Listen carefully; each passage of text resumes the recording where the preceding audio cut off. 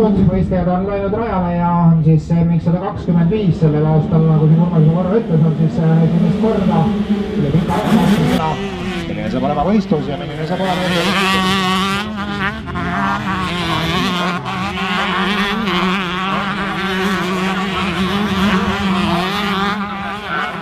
keerake rolli, hoidke